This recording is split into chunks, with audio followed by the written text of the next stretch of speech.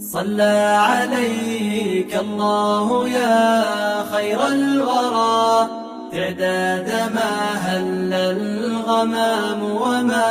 جرى. اختلاف المطالع زمنګ د احناف مذهب دادي، د امام ابو حنیفه رحمه الله مذهب دادي چې اختلاف المطالع معتبر نه دی، او په دې باندې زما مستقل کتاب دی، او پاغي کې ما د هر څومره اسلامی ممالک چې دي د ټولو د مفتیانو فتوی را نقل دي،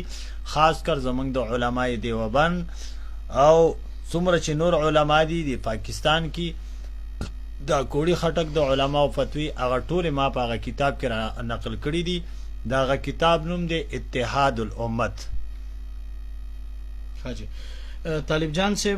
تاسو وس سوال چره صحیح شو، دوی سوال کړه د جی روزه کی مزید یو انسان نوزن نو دي سر روزه خرابيږي جی کنه؟ د انسان په د مزي په خروج سره داغه